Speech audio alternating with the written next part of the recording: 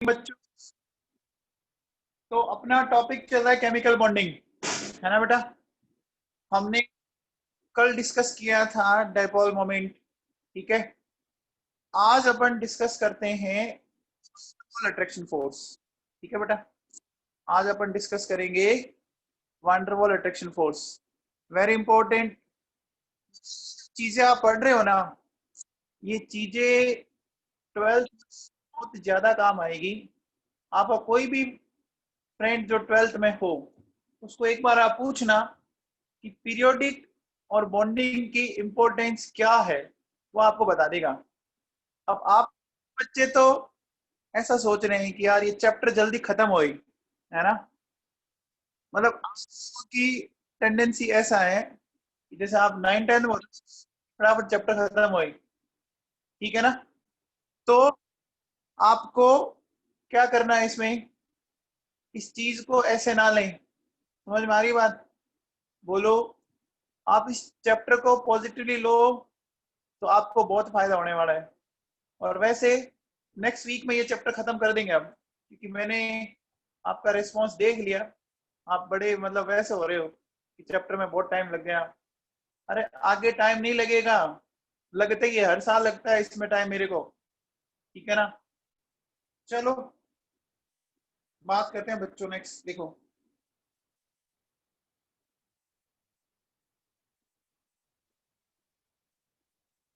वांडरवॉल force of attraction. Van der Waals force of attraction,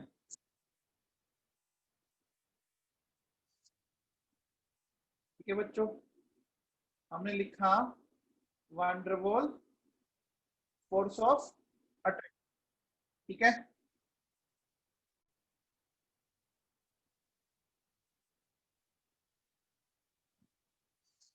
तो हमने heading डाली है बच्चों, वांडरवॉल फोर्स ऑफ अट्रैक्शन।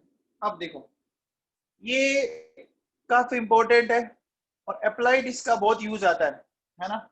तो देखो बच्चों, सबसे पहला पॉइंट ये क्या है, ये वीकेस्ट बॉन्ड ऑफ नेचर है बच्चों। ये नेचर का सबसे वीक बॉन्ड होता है। नेचर का सबसे weak bond van der Waals force of attraction है बच्चों। सेकंड देखो, ये क्या होता है, ये truly inter molecular force of attraction है बच्चों। समझ में आ रहा मैंने क्या बोला? ये ट्रूली या प्योरली इन, मतलब समझ में आया कि ये किन के बीच में लगेगा? दो मॉलिक्यूल के बीच में, विद इन मॉलिक्यूल नहीं। बात समझ आ गई? अमंग टू और मोर मॉलिक्यूल्स, ठीक है बच्चों। अमंग टू और मोर मॉलिक्यूल्स। अब देखो बेटा, सुनो, है ना। इसमें क्या खास बात है? This force depends upon formation of dipole, है ना, टेंडेंसी ऑफ ए मॉलिक्यूल। मैंने क्या लिखा? दिस फोर्स डिपेंड्स अपॉन, है ना, इसको ऐसे लिख लो, this force depends upon tendency of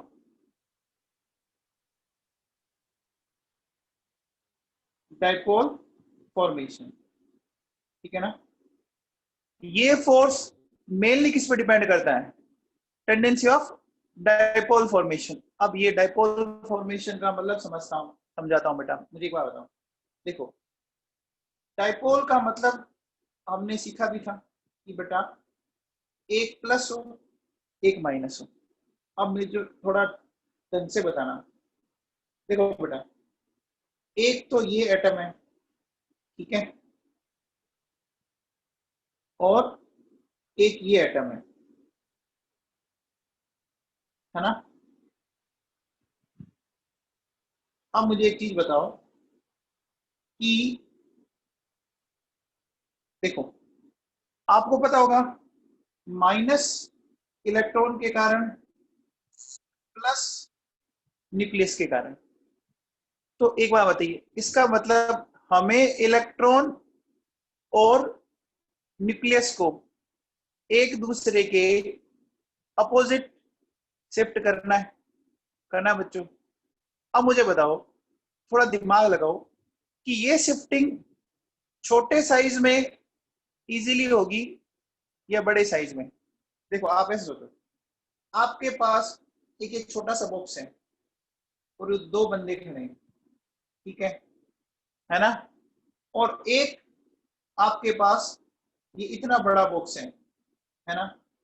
तो अब मुझे बताओ किस स्ट्रक्चर में आप इनको एक दूसरे से दूर दूर अपोजिट रख सकते हैं, छोटे के अंदर या बड़े के अंदर।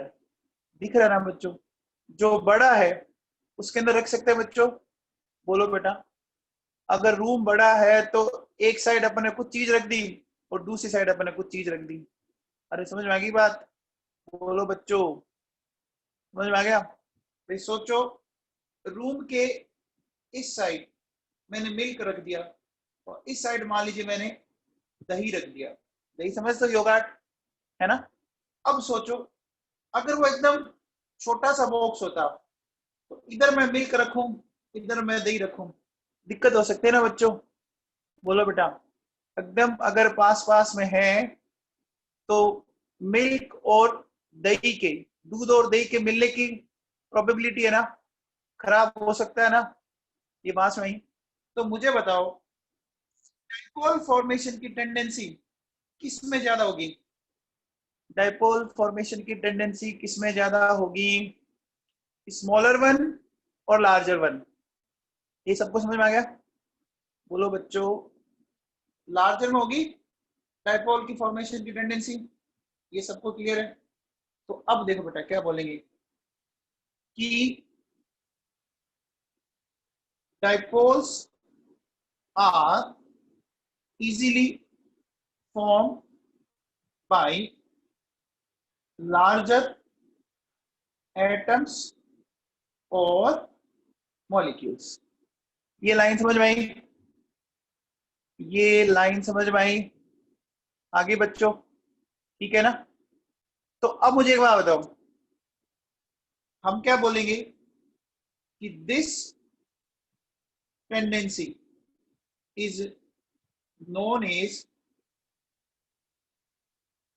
पोलराइजिबिलिटी। इसको क्या बोलते हैं बच्चों? पोलराइजिबिलिटी, पोलराइज हो जाना, है ना। क्योंकि मैंने क्या बोला, एकदम छोटा सा होगा, बहुत ही छोटा एटम होगा, तो ये प्लस और माइनस तो इतने ज्यादा पास पास हैं कि आप इसको डिफरेंशिएट नहीं कर पा रहे हो। लेकिन अगर वो साइज बहुत बड़ा है तो आराम से क्या हो जाएंगे, एक दूसरे से दूर दूर जा सकते हैं ना, अलग अलग रख सकते हैं बच्चों। ये बात समझ में आ गई? ठीक है ना। अब कई बच्चों को अभी भी ये बात समझ में नहीं आई, बताओ। जब मैंने दूध और दही वाला एग्जांपल दे दिया, बॉक्स बना के दे दिया, फिर भी पता नहीं, समझ नहीं आती। अब देखो बच्चों सुनो, अपन क्या बोलेंगे, देखो ये कहता है कि van der Waals attraction force directly proportional to, देखो किस पर डिपेंड करेगा, एटॉमिक वेट और मॉलिक्यूलर वेट। ठीक है बच्चों, और अपन कह सकते हैं ये डिपेंड करेगा साइज के ऊपर, ठीक है, और ये डिपेंड करेगा सरफेस एरिया के ऊपर। आप बताओ, जिसका एटॉमिक वेट और मॉलिक्यूलर वेट ज्यादा है तो उसका साइज अपना आप ही बड़ा हो गया ना, बोलो बच्चों, साइज अपना आप ही बड़ा हो गया ना। बात समझ आ गई? बोलो, आ गया समझ में? अब देखो बेटा ऐसे सोचो कि एक फैमिली बहुत बड़ी है, एक फैमिली ऐसी है जिसमें कम से कम मान लीजिए 50 मेंबर्स हैं। तो उसमें से किसी भी एक आधे मेंबर को आप क्या कर सकते हो, अपनी तरफ पोलराइज कर सकते हो ना, उसको भड़का के। बोलो बच्चों, जितनी फैमिली बड़ी होगी उसको पोलराइज किया सकता है। अब मान लो वो छोटी फैमिली है, छोटी फैमिली मान लीजिए उसमें 2-3 मेंबर ही है, अब दो तीन मेंबर को पोलराइज करना मुश्किल होगा, क्योंकि अगर उनको लगा कि हम भी पोलराइज हो गए, फैमिली में रहेगा कौन? अरे समझ में आया मामला? ठीक है ना? तो ये तीनों पॉइंट समझ में आए? तीनों पॉइंट समझ में आए?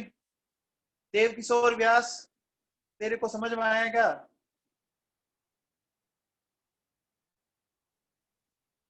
यार ये देव किशोर व्यास कहता अभी भी समझ में नहीं आया।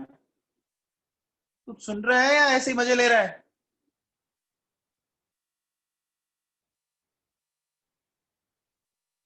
देखो बेटा सुनो, अगर मैं एग्जांपल दूं आपको, जैसे मेरे पास ये हाइड्रोजन है, ये नाइट्रोजन है, ये ऑक्सीजन है, ये क्लोरीन है। आप बताओ बच्चों, इसमें वंडरवॉल अट्रैक्शन फोर्स का ऑर्डर क्या होगा? देखो बच्चों, हाइड्रोजन का मोलिकुलर वेट 2, नाइट्रोजन का 28, 32 एंड 71। कौन सी फैमिली बड़ी है? कौन सी फैमिली बड़ी है? क्लोरीन वाली है कि नहीं है बच्चों? तो क्लोरीन को पोलराइज करना आसान होगा ना बच्चों? बोलो। हाइड्रोजन में तो ले दे के क्या है, देखो इसका मास ही टोटल 2 है ना? अरे समझ में आ रहा है क्या? बोलो बच्चों। तो देखो ये ऑर्डर आया। अब देखो बेटा सुनो, अगर मैं नेक्स्ट बात करूं, मेरे पास है F2, Cl2, Br2, I2। आप ही बताओ, अगर मैं इस सीरीज में इधर से इधर जाऊं तो बताओ मॉलिक्यूलर वेट बढ़ेगा? बोलो बच्चों, बढ़ेगा? साइज भी बढ़ रहा है, तो मैं कह सकता हूं कि वैन अट्रैक्शन फोर्स बढ़ गया बच्चों। ये आएगा, आएगा बच्चों। देखो क्लोरीन नेचर में गैसियस फेज में मिलता है, क्लोरीन भी गैसियस फेज में मिलता है, ब्रोमीन आपको पता होगा लिक्विड, और आयोडीन सॉलिड स्टेट में। याद है क्या?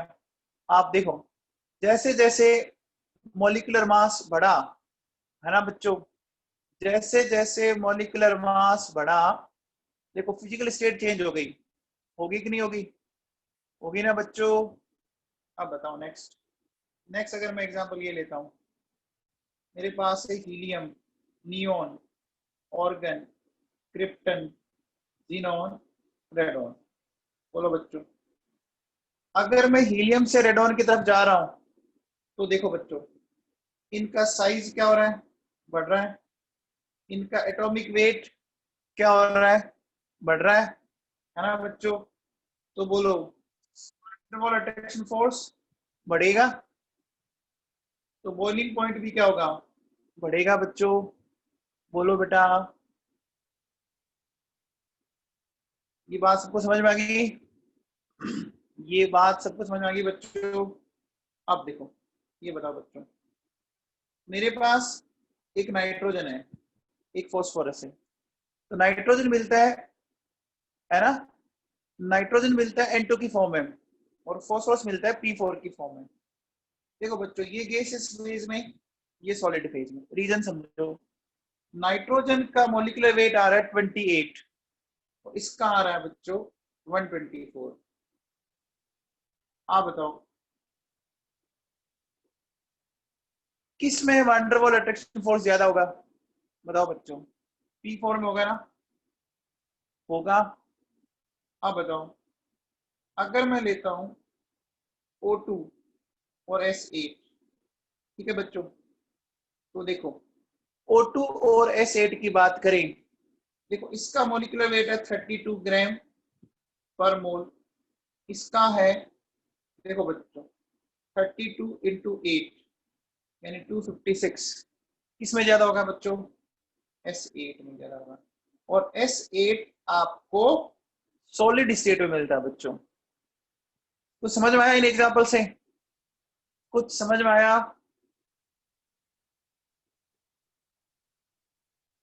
हाँ भाई देव किशोर व्यास, तेरे को क्यों नहीं समझ में आया? क्या दिक्कत है?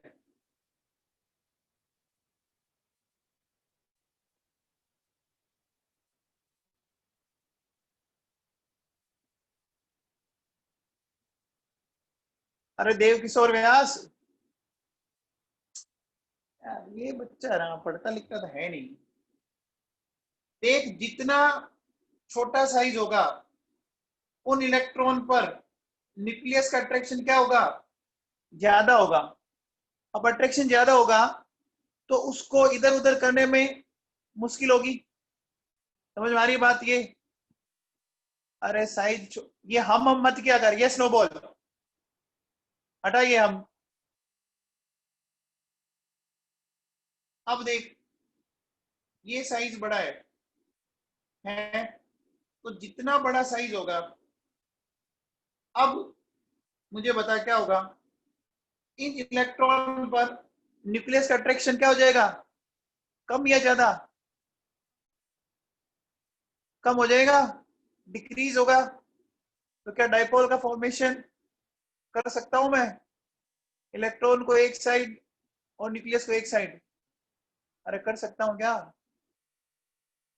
समझ में आ गया अब तेरे को? अरे देव किशोर व्यास, अब समझ में आया क्या? ठीक है।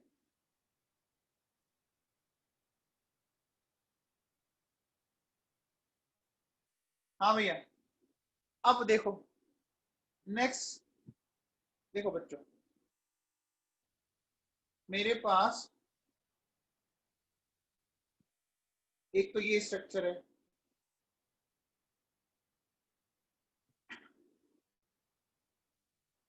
एक स्ट्रक्चर ये और एक स्ट्रक्चर ये है बच्चों।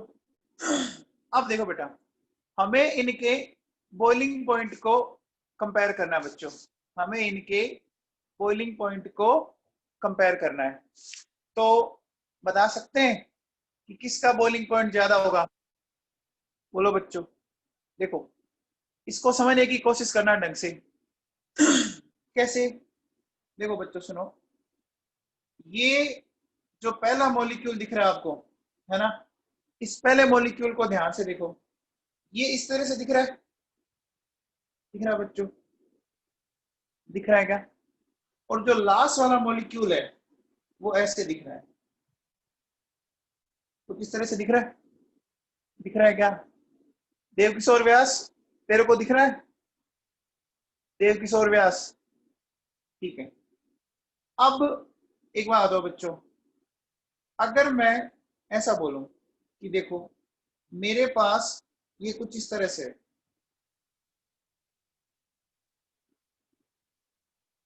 ये दो मैंने ऐसे रखे और दो मैंने स्फेयर को ऐसे टच किया, बताओ किस स्ट्रक्चर के अंदर दोनों मॉलिक्यूल का ज्यादा पार्ट एक दूसरे को टच कर रहा है? बोलो बच्चों, किसमें करेगा? फर्स्ट में करेगा ना? बोलो बच्चों, ये देखो इतना सारा पार्ट इसको टच कर रहा है कि नहीं कर रहा? और यहां देखो बच्चों, सिर्फ इतना सा पार्ट।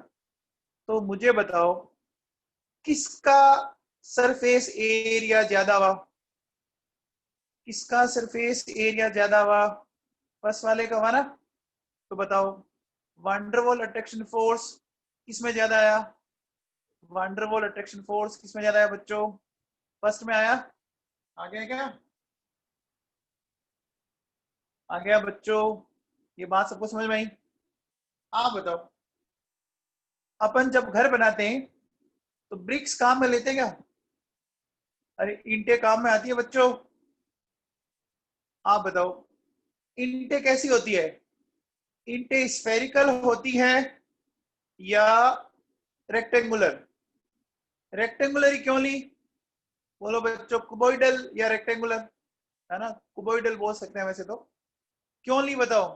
क्योंकि वहां सरफेस एरिया क्या है, ज्यादा है। आप दो ब्रिज को इमेजिन करो और ऐसे ऊपर रखो, और दो स्फेयर को इमेजिन करो और उनको रखो। अगर किसी ने मान लीजिए स्फेरिकल पार्टिकल लेके मकान बनाने की कोशिश की तो क्या वो बन पाएगा? अरे नहीं बन पाएगा, वो गिर जाएगा बच्चों। क्योंकि बहुत कम एरिया एक दूसरे को क्या कर रहा है, उसका टच कर रहा है। क्या ये बात सबको समझ में आई? बोलो बच्चों। ये सबको क्लियर है? पक्का? सबको क्लियर बच्चों? ठीक है, ओके। तो इतने एग्जाम्पल समझ में आ गए? ये सारे एग्जाम्पल क्लियर है? आगे चलूं? अब देखो बच्चों सुनो, अब बात अपन करें type of van der Waals attraction force. अब वंडरवॉल अट्रैक्शन फोर्स के टाइप पढ़ते हैं बच्चों। देखो सुनो, सबसे पहला जो टाइप है उसको अपन बोलते हैं बच्चों डाइपोल डाइपोल अट्रैक्शन। ठीक है, या इसी को अपन नाम देते हैं बच्चों कीजम फोर्स। इसी को नाम देते हैं कीजम फोर्स। अब समझना बच्चों, ये किन में लगता है डाइपोल डाइपोल? देखो नाम में क्या दिख रहा है, ये डाइपोल ये भी डाइपोल दिख रहा है बच्चों। तो जैसे सपोज मान लीजिए मेरे पास ये बच्चों एक ऐसा कोई डाइपोल है, क्या बच्चों? फिर एक ऐसा डाइपोल है, तो कुछ समझ में आया आपको? अरे कुछ समझ में आया क्या? देखो बच्चों सुनो, जैसे सोचो कि मेरे पास ये HCl है, तो H पॉजिटिव Cl नेगेटिव। फिर देखो Cl नेगेटिव H पॉजिटिव। देखो बच्चों, इस प्लस माइनस के बीच में और माइनस प्लस के बीच में बोलो फोर्स लगेगा कि नहीं लगेगा? अरे लगेगा क्या? बोलो बच्चों। तो समझ में आ गया डाइपोल डाइपोल अट्रैक्शन? बोलो बच्चों। तो इसमें क्या हुआ कि डाइपोल ने एक दूसरे को इस तरह अरेंज किया कि एक का प्लस दूसरे के माइनस के सामने आ गया। क्या ये बात सही है? एक का प्लस दूसरे के माइनस के सामने आ गया। समझ में आया बच्चों? ध्यान दीजिए, ये किस में मिलेगा? ये मिलता है, it is found in polar molecules. Polar non polar molecules मैंने आपको अभी पढ़ाया था। किस टॉपिक में पढ़ाया था बच्चों? Polar non polar. बताओ बच्चों, पोलर नॉन पोलर मैंने अभी किसमें पढ़ाया था? अरे अभी पढ़ाया था, थोड़े दिन पहले ही अभी पढ़ाया था, याद कीजिए डाइपोल मोमेंट में। अरे डाइपोल मोमेंट में पढ़ाया था ना, पिछला टॉपिक ही तो पढ़ा था, है ना? अरे ध्यान तो दो यार। तो देखो it is found in polar molecules. अब देखो एग्जाम्पल की बात करें, जैसे देखो बच्चों HCl HF H2O NH3 SO2। Polar molecule समझते हैं बच्चों?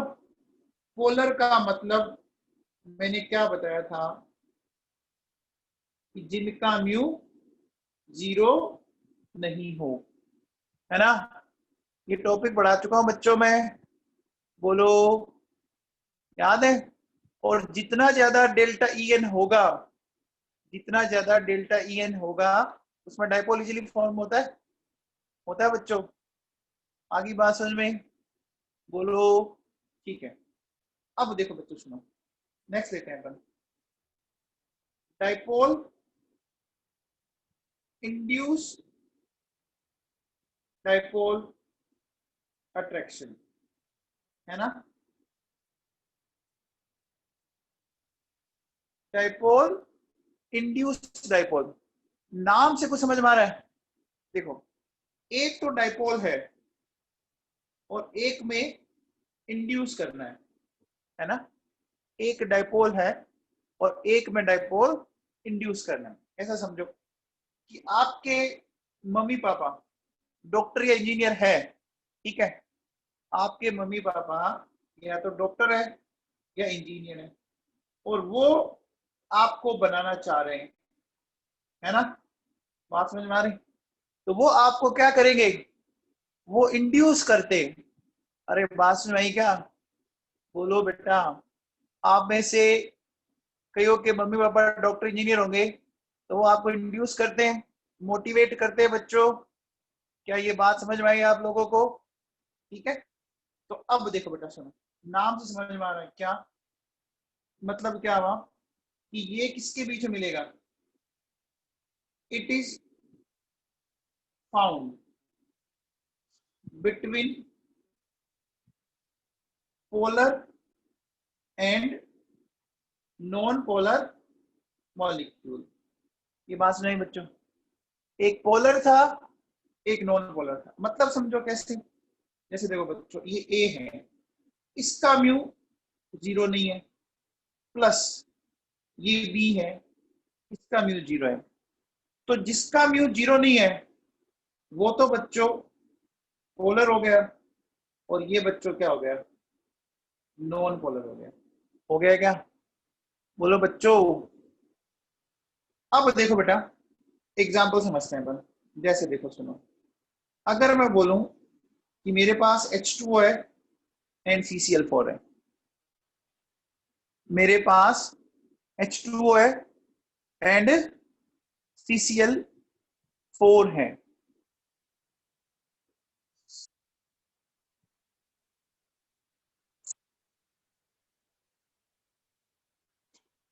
हाँ बेटा, डेबाई फोर्स है ना, इसका नाम होता है डेबाई फोर्स, इसी का दूसरा नाम डेबाई फोर्स है बेटा। अब देखो बेटा सुनो, जो वाटर है इसका तो डाइपोल मोमेंट 0 नहीं होता, लेकिन इसका 0 होता है। अब देखो, अगर आपने डाइपोल मोमेंट को ढंग से पढ़ा है तो ये टॉपिक इजीली समझ में आ जाएगा आपको। अच्छा बच्चों बताओ, वाटर का डाइपोल मोमेंट 0 क्यों नहीं होता? कौन बताएगा? वाटर का डाइपोल मोमेंट 0 क्यों नहीं होता? याद करो, इसकी स्ट्रक्चर रेगुलर नहीं है, लोन पेयर आ गई, लोन पेयर आ गई, बेंट हो गया। CCl4 का 0 क्यों है बताओ? CCl4 का 0 क्यों है? टेट्राहेड्रल है, रेगुलर है, कोई लोन पेयर नहीं है। समझ में आया? बोलो बच्चों। अब देखो बेटा सुनो, मैं इसको ऐसे लिखूं, देखो कैसे, मेरे पास एक तो ये इस तरह से डाइपोल बना हुआ है, और एक रेगुलर का मतलब जो सिमेट्रिकल है। सिमेट्रिकल का मतलब क्या होगा? सिमेट्रिकल तो ऐसे बोला जाएगा। अब देखो बच्चों, जैसे ही ये ये मॉलिक्यूल एक दूसरे के पास पास आए, देखो बच्चों ये इसका इलेक्ट्रॉन क्लाउड है, तो इस इलेक्ट्रॉन क्लाउड को इसकी न्यूक्लियस अपनी तरफ अट्रैक्ट करेगी। करेगी क्या बच्चों? इसको इंड्यूस कर रही है, इसको इंड्यूस कर रही है ना, कि देख मेरे जैसे बन जा, है ना, जैसा मैं वैसा तू भी बन जा भाई। तो बच्चों देखो क्या हुआ, ये तो डाइपोल था ही, और इसने इसको इंड्यूस करके डाइपोल बना दिया। बना दिया कि नहीं बना दिया? बना दिया क्या बच्चों? ये समझ में आया? ये समझ में आया बच्चों? देव किशोर व्यास, आपको समझ में आया?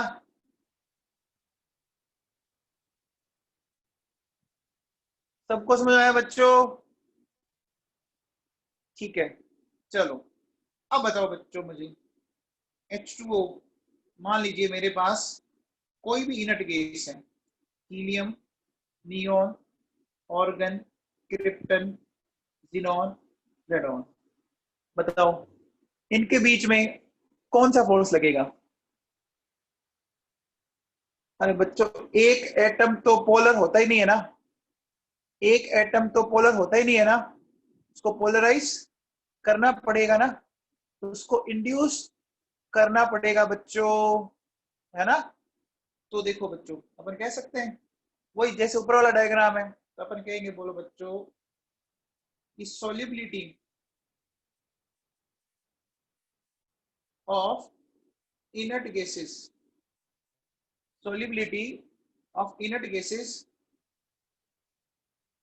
in water can be explained by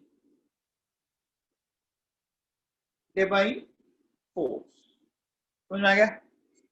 बोलो बच्चों, बोलो। ये लगेगा ना फोर्स, ये लगेगा बच्चों। चलो आगे चलते हैं।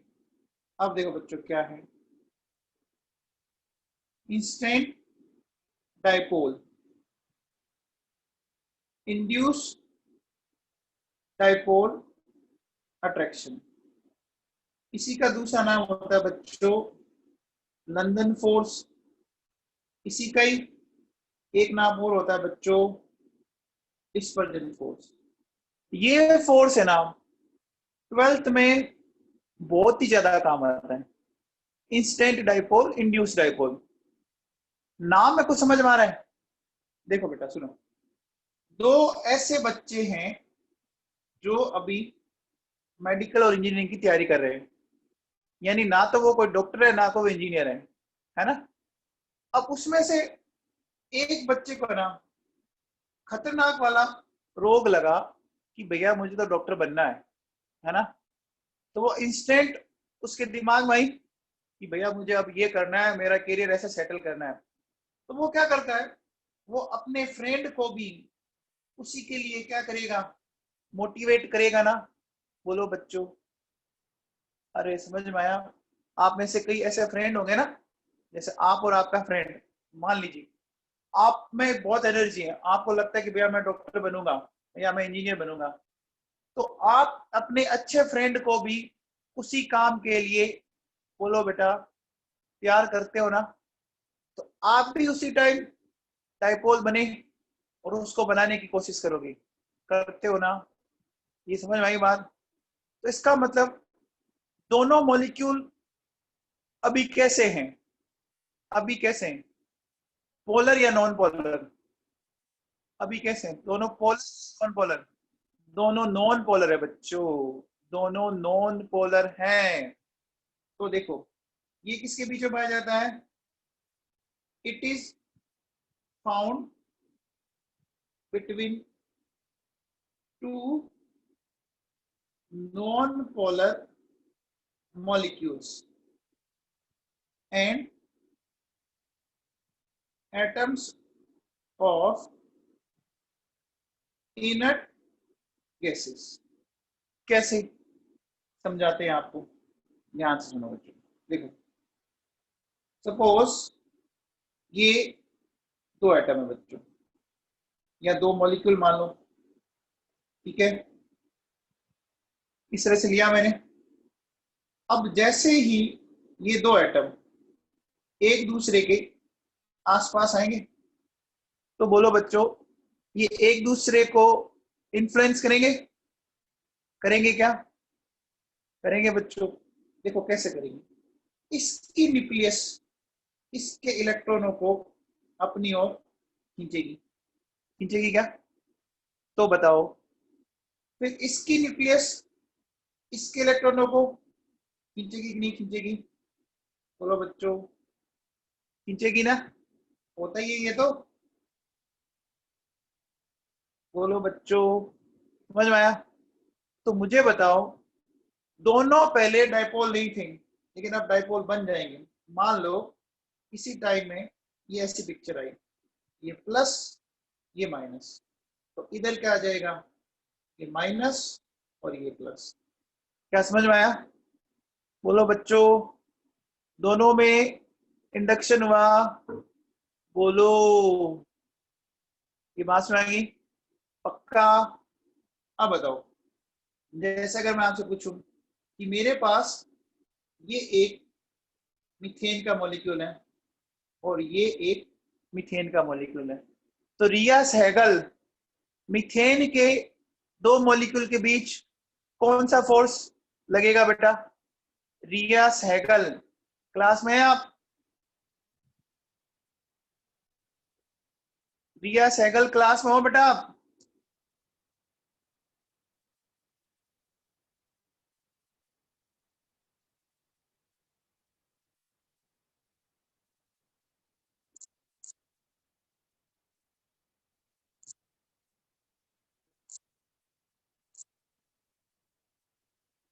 हाँ भैया देखो, ये दोनों म्यू बचा इसका क्या है, जीरो है ना, है कि नहीं है बच्चों, जीरो जीरो है तो ये नॉन पोलर है, और नॉन पोलर है तो क्या लगेगा, ये लगेगा बच्चों। ठीक है, देखो बच्चों, मेरे पास ये CO2 है और ये भी CO2 है। देखो बच्चों, बताओ CO2 का डाइपोल मोमेंट कितना आएगा, देखो अपोजिट है, जीरो आएगा, डाइपोल मोमेंट जीरो आएगा बच्चों। तो जब डाइपोल मोमेंट जीरो आएगा तो इनके बीच में बोलो बेटा कौन सा फोर्स लगा, ये लगा लंदन फोर्स। बोलो बच्चों, अब देखो सुनो, solids which have London force of their molecules are known as molecular solid। ठीक है बच्चों, आप मुझे बताओ बच्चों, आयोडीन कैसा सॉलिड होगा, I2। अगर मैं ऐसा बोलूं बच्चों, ये I2 और ये I2, ये कैसा सॉलिड होगा, पहले बताओ इनके बीच क्या लग रहा है,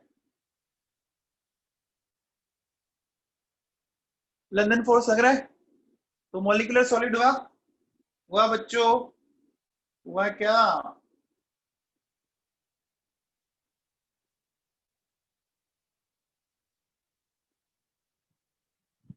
हो गया बच्चों। अच्छा बताओ, अब बताओ NaCl कैसा सॉलिड होगा,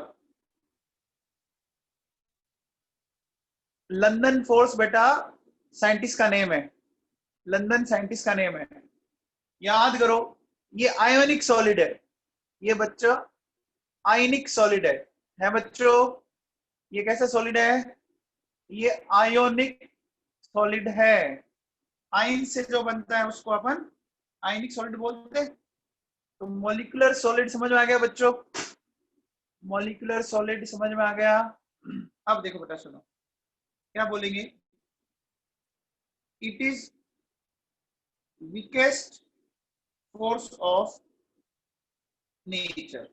देखो बच्चों सुनो, हमने क्या बोला, वंडरवॉल फोर्स सबसे वीक था, उसमें भी सबसे वीक कौन, उसमें भी सबसे वीक कौन, लंदन फोर्स। समझ में आ रहा है, जैसे मैं कहता हूं कि एक बच्चे के फिजिक्स केमिस्ट्री बायोलॉजी तीनों ही वीक है, उसमें से मैं कहता हूं कि फिजिक्स सबसे वीक है। समझ में आ गई बात, समझ में आ रही क्या, बोलो बेटा। तो देखो, it is weakest force of nature due to this reason, molecular solids have least boiling point and melting point। समझ में आ गया, मॉलिक्यूलर सॉलिड्स के boiling point and melting point बहुत कम होते हैं बच्चों। समझ में आ गया, बोलो बच्चों, ठीक है, ये दिमाग में बैठी बात, ठीक है बच्चों। अब देखो बच्चों सुनो, नेक्स्ट मैं बात करता हूं आपसे, देखो बच्चों डी, अपन बात करेंगे बच्चों आयन डाइपोल अट्रैक्शन। नेक्स्ट मैं ले रहा हूं बच्चों आयन डाइपोल अट्रैक्शन, नाम से पकड़ो।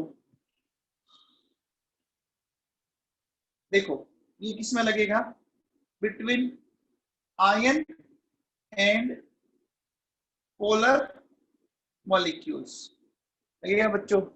याद करो, जैसे मैं बोलूं कि NaCl है एंड वाटर है, बच्चों बताओ NaCl में क्या है, आयन है ना, NaCl में आयन है बच्चों।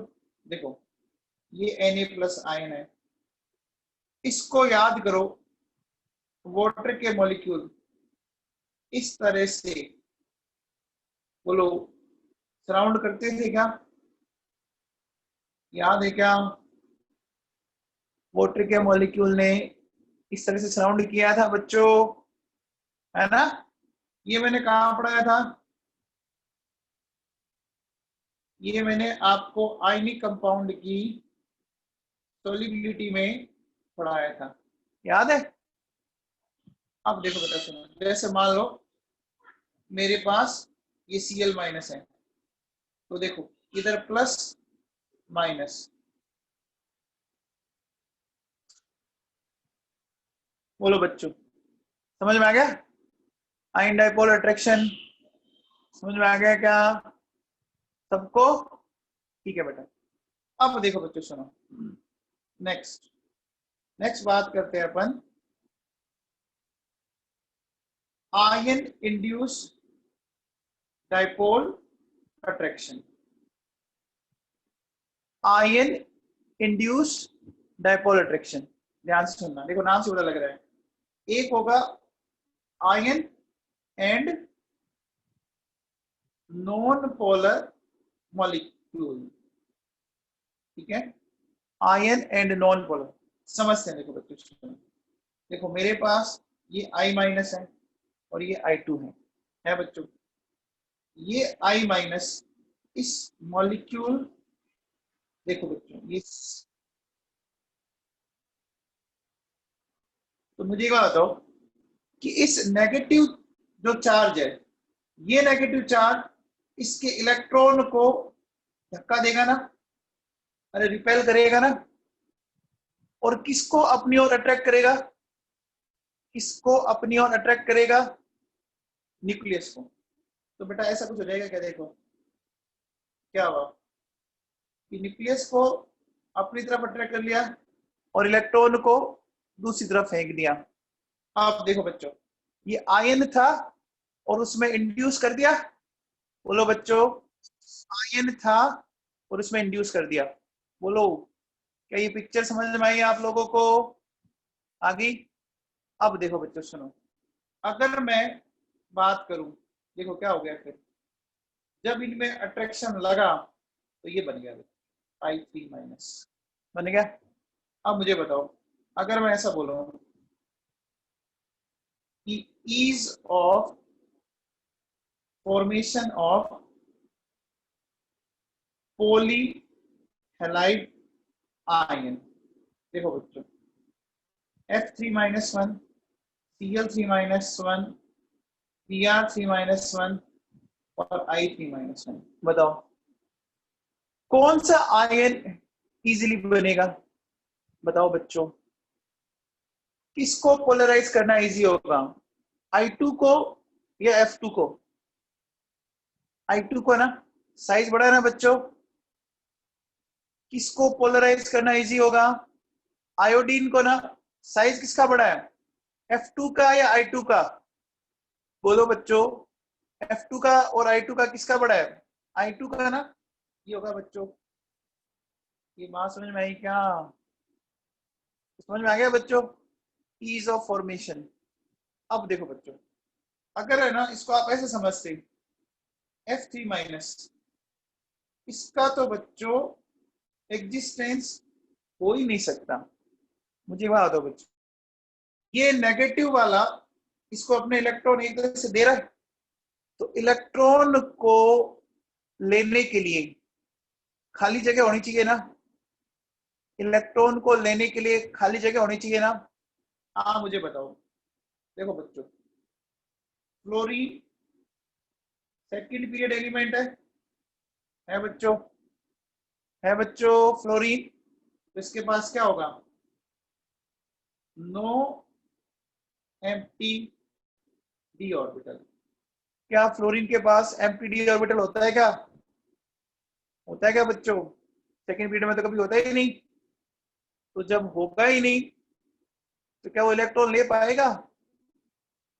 क्या वो इलेक्ट्रॉन ले पाएगा? नहीं ले पाएगा ना बच्चों।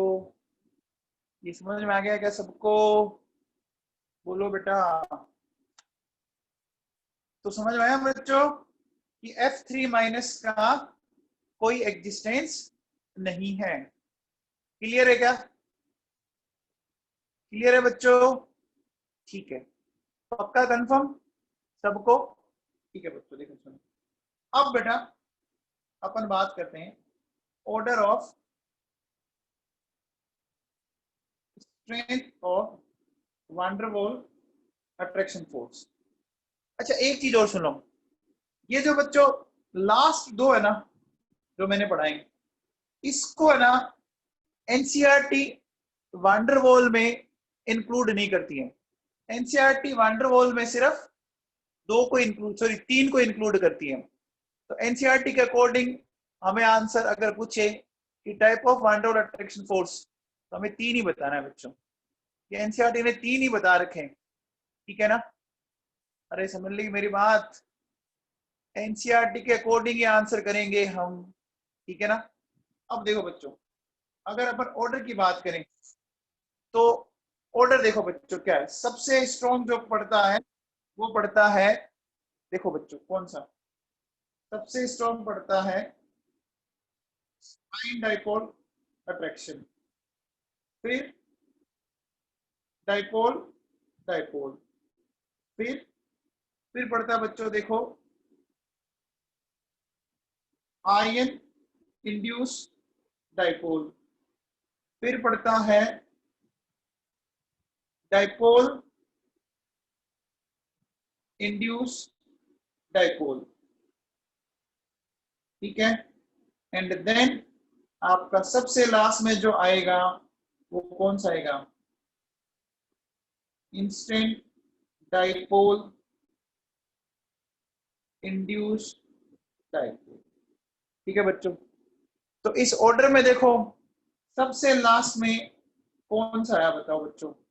Instant dipole induce dipole. इसका एक नाम और बताया था मैंने, लंदन फोर्स। बेटा ये दिमाग में फिट कर लेना, क्योंकि अगले साल ये बहुत काम आएगा। आप जब पी ब्लॉक पढ़ेंगे तो उसमें बहुत काम आने वाला। यद्यपि तंवर, यद्यपि बेटा क्लास में आप, यद्यपि तंवर, यद्यपि सुन रहे हो बेटा? ये आज काम आया था आपके 12th में? यद्यपि आज काम आया था क्या ये, है ना? ठीक है बच्चों, चलो अब देखो कुछ मैं पॉइंट्स बताता हूं। देखो बेटा सुनो, सम फैक्ट्स। देखो बच्चों, हाइड्रोजन, इसका बॉइलिंग पॉइंट आता है बच्चों 20 केल्विन, और जो हीलियम है ना उसका आता है 4.2 केल्विन, है ना बच्चों? तो देखो बेटा, हाइड्रोजन का 20 केल्विन, जबकि इसका मास क्या है 2 ग्राम पर मोल, और इसका है 4 ग्राम पर मोल। बताओ बच्चों, फिर भी हाइड्रोजन का बॉइलिंग पॉइंट हीलियम के कंपैरिजन में बहुत क्या है? बताओ बच्चों, हाइड्रोजन का ज्यादा क्यों है? कौन बताएगा? हीलियम नोबल गैस है, तो बेटा हाइड्रोजन भी तो नॉन पोलर ही है ना, हाइड्रोजन भी तो नॉन पोलर है ना। देखो बच्चों सुनो, ध्यान से सुनना क्या बोलेंगे इसमें। देखो बेटा, हाइड्रोजन का जो मॉलिक्यूल है ना वो इस तरह से, देखो बच्चों सुनो, ये हाइड्रोजन का मॉलिक्यूल है बच्चों, ठीक है? अभी दोनों इलेक्ट्रॉन बीच में क्या एकदम, बोलो बच्चों, दोनों इलेक्ट्रॉन बीच में क्या, बोलो? अब देखो, मान लो ऐसा हो जाए क्या कि दोनों इलेक्ट्रॉन इधर शिफ्ट हो जाए बच्चों, तो मुझे बताओ, मैं ऐसा कह सकता हूं कि इस वाले पे चार्ज प्लस आ गया, इस वाले पे माइनस आ गया? समझ में आया? तो इस इधर सिर्फ एक न्यूक्लियस है, इधर न्यूक्लियस के साथ दो इलेक्ट्रॉन भी है, अरे न्यूक्लियस के साथ 2 इलेक्ट्रॉन है तो माइनस चार्ज डेवलप हो गया क्या? हो गया बच्चों। अब देखो, अब बताओ, अगर मैं ऐसा बोलूं कि मान लीजिए ये दोनों इलेक्ट्रॉन इधर आ गए, तो बताओ इस पे माइनस और इस पे प्लस आ गया क्या? आ गया क्या बच्चों? बोलो। तो क्या मैं हाइड्रोजन के मॉलिक्यूल को पोलराइज कर पा रहा हूं? क्या मैं हाइड्रोजन के मॉलिक्यूल को पोलराइज कर पा रहा हूं? कर पा रहा हूं ना? अच्छा एक बात बताओ, हाइड्रोजन में कितने एटम है? और हाइड्रोजन में एटम कितने हैं? 2 है ना? तो 2 में से हो सकता है एक एटम को आपने अपनी तरफ अट्रैक्ट कर लिया। ये बात समझ? 2 में से हो सकता है एक एटम को आपने अपनी तरफ अट्रैक्ट कर लिया। हो सकता है ना बच्चों? बोलो। अरे समझ में आया? लेकिन बताओ, अगर कोई एटम ही एक है तो क्या उसको पोलराइज किया जा सकता है? कैसे कर सकते हो भाई? एक एटम है ना, तो अब ऐसे सोचो भाई, ऐसा थोड़ी ना है कि उसका आधा पार्ट आपकी तरफ आ गया, आधा दूर चला गया। किसको पोलराइज करना इजी होगा, जिसमें 2 एटम है या जिसमें एक एटम है? बोलो बच्चों।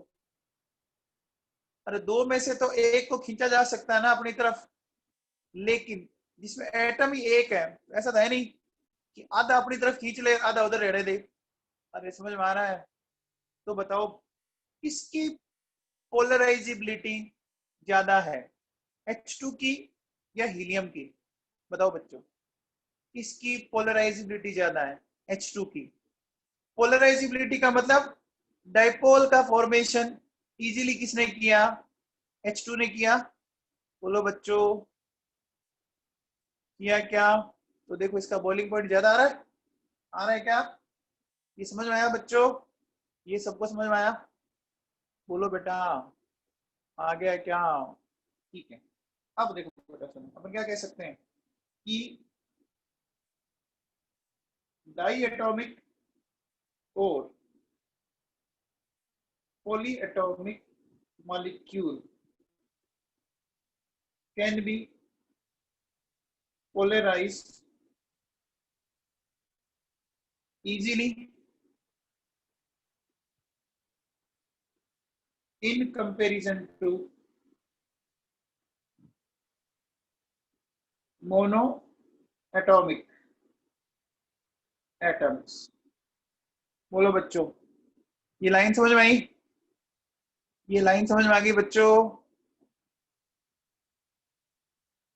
अब देखो अपन कह सकते हैं, देखो ध्यान रखना, helium has minimum boiling point among all known substance। ये लाइन आपको नेक्स्ट ईयर वापस पढ़नी है बच्चों 12th में, ये वाली लाइन है ना? अभी याद कर लो इसको, ठीक है? अब देखो बच्चों सुनो, बच्चों ये मैं हाइड्रोजन के आइसोटॉप लिख रहा हूं। हाइड्रोजन के आइसोटॉप याद है क्या? हाइड्रोजन के आइसोटॉप बताए थे मैंने आपको।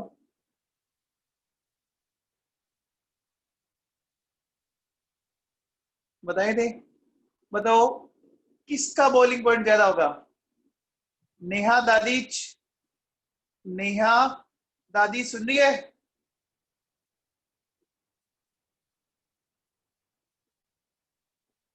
किसका होगा नेहा बता। नेहा बताओ बेटा।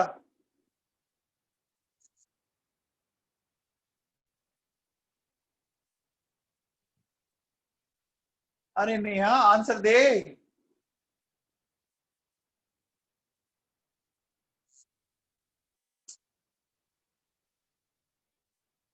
देखो बेटा सुनो, किसका मास ज्यादा है? किसका मास ज्यादा है बच्चों? T2 का ना? हमने क्या सीखा था? नेहा दादी कुछ बातें याद भी रखा कर बेटा। ये क्या लिखा हुआ है? एटॉमिक वेट और मॉलिक्यूलर वेट। तो वेट हाइड्रोजन का ज्यादा दिख रहा है तेरे को, है? वैल्यूज दिखने के बाद भी आप गलत करते हो, बताओ क्या होगा तुम लोगों का? नया समझ में आएगा तेरे को? हाँ भैया, देखो इसका आता है 20 केल्विन, इसका आता है 23 केल्विन, और इसका आता है 25 केल्विन। तो समझ में आ गया? तो देखो क्या करोगे, देखो इनमें क्या है, when number of electrons are similar, then van der Waals attraction force directly proportional to molecular weight। ठीक है, अब देखो बेटा नेक्स्ट, ये समझाना मुझे ढंग से, सोच के रिप्लाई करना। देखो बेटा, एक तरफ है BF3, एक तरफ है आपका क्या, CH3 की होल थ्राइस। एक ग्रुप है F और एक ग्रुप है CH3, है ना? तो बताओ किसको पोलराइज करना इजी होगा, कौन बताएगा? F को या CH3 को? बताओ बच्चों, किसको पोलराइज करना इजी होगा? पोलराइज करना किसको इजी होगा? झंडू है यार तुम सारे। अरे दिख नहीं रहा, ये एक एटम है, ये इतना बड़ा ग्रुप है, फिर भी बच्चे बोल रहे हैं। अरे क्लास ढंग से लिया करो तुम। साइज CSC का बड़ा नहीं दिख रहा आपको? लगे में एफ एफ कर रहे हैं। अरे साइज किसका बड़ा है, एफ का बड़ा है या CH3 का बड़ा है? ग्रुप कौन सा बड़ा दिख रहा है तुम्हें? CH3 नहीं दिख रहा? तो किसको पोलराइज करना इजी होगा? अभी ऊपर समझा के आया हूं कि एक एटम को पोलराइज करना मुश्किल है और एक से ज्यादा एटम है तो उनको पोलराइज करना आसान है, फिर भी लगे। हद हो गई यार। तो बच्चों बताओ किसका ज्यादा होगा? किसका ज्यादा आएगा? अरे समझ में आई क्या बात? बोलो। देखो सुनो, इसका रीजन समझो।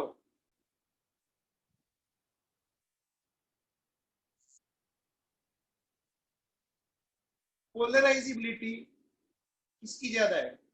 CH3 की ज्यादा है। क्यों ज्यादा है? साइज किसका बड़ा है? कंफर्म है CH3 का साइज बड़ा है ना? बोलो बच्चों।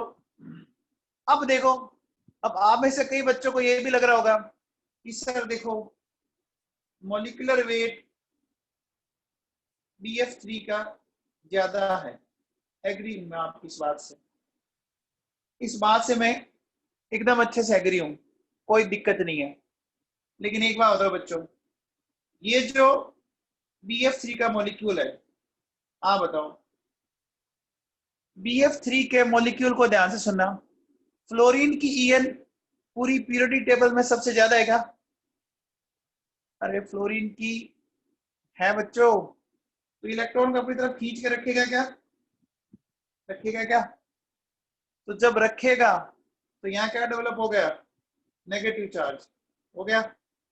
एक तरह से अपन ऐसा कह सकते हैं, इस मॉलिक्यूल की पेरिफेरी पर क्या डेवलप हो गया, बताओ? नेगेटिव चार्ज डेवलप हुआ क्या? अरे इस मॉलिक्यूल की पेरिफेरी पे नेगेटिव चार्ज डेवलप हुआ। इस नेगेटिव चार्ज के कारण जब बताओ दूसरा मॉलिक्यूल इसके पास आएगा, मान लो ये कोई दूसरा मॉलिक्यूल है, तो एक BF3 ये है, एक BF3 ये है, इनके बीच में अट्रैक्शन लगेगा क्या? अरे इनके बीच में अट्रैक्शन लगेगा क्या? ये तो रिपेल करने लग गए ना। अरे रिपेल करने लग गए, समझ में आ रही है बात? अब समझ में आया क्या? तो जब अट्रैक्शन ही नहीं है तो अब समझ में आई बात? जो अरे दिमाग बैठा, बैठ गया क्या? तो देखो बच्चों क्या होगा, इनके बीच में रिपल्शन होगा। होगा क्या? तीसरे से देखो बच्चों, सुनो मेरे को बताओ, NF3 और मेरे पास ये। अब बताओ बच्चों, किसका बॉइलिंग पॉइंट ज्यादा होगा? किसका बॉइलिंग पॉइंट ज्यादा होगा? सेकंड वाले का होगा क्या? देखो क्यों होगा, जो रीजन में ऊपर बोला है ना, वो का वो रीजन में यहां बोलूंगा। जो रीजन मैंने ऊपर बोला है ना, वो का वो। बताओ किसकी पोलराइजेबिलिटी ज्यादा है, मिथाइल की या एफ की? किस ग्रुप की ज्यादा है? CH3 की। एंड वही फिर बात क्या करेंगे बच्चों, कि फ्लोरीन की एन ज्यादा है, तो पेरीफ्री पे क्या डेवलप हो जाएगा? पेरीफ्री पे क्या डेवलप हो जाएगा बच्चों? Negative charge. और नेगेटिव नेगेटिव आपस में क्या करेंगे? रिपल्शन करेंगे। ये बात सबको समझ में आई?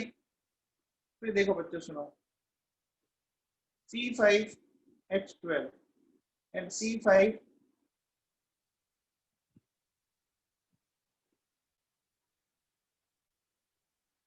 F14।